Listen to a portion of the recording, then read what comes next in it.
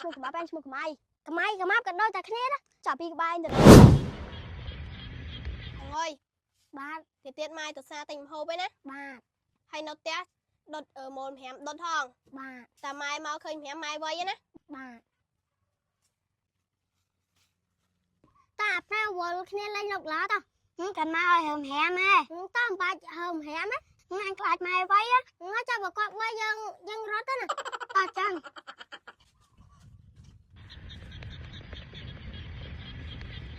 ហើយរោទៅមើលផ្ទះពួកអនុសិនខាងលោតអត់នៅស្រួលអត់បានលេងលោកឡាទៀតណាឈុះ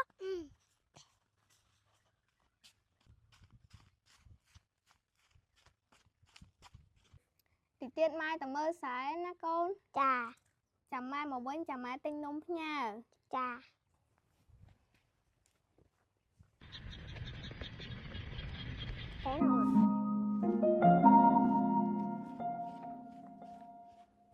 ហើយមកទៅលេងលោកឡាមួយបងអត់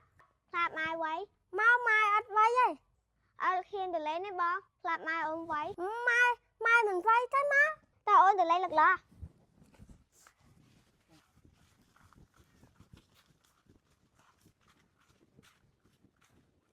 ឈប់ឥឡូវបងទៅហៅគ្នាលេងលោកឡាសិនណាចាបងឯងទៅហៅគ្នាអូននៅចាំពីអ្នកបងអូនហេប៉ាច់ម៉េចបានឈុតខ្លះណៅ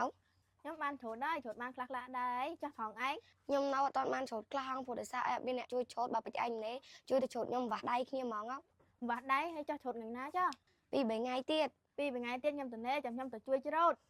តាទៅលេងលោកឡាតអានដាក់ស៊ូម៉ែអានសិនហើយទៅលេងនៅណានៅផ្ទះខ្ញុំហ្នឹងហើយទៅលេងកំឆ្លុះគ្នាបាទម៉ែកូនតោវិញណា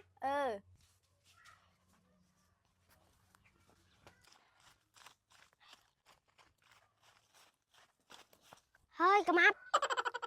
អញមិនឈ្មោះកម្មាប់ឈ្មោះកម្មាយកម្មាប់ក៏ដូចតែគ្នាណាចាប់ពីក្បែរទៅណាថាមកវល់ឡើងនោះទៅលេងលោកឡាតែអញណាលេងមួយអ្នកគេខ្លះលេងមួយអ្នកតាយវិញណាតោះ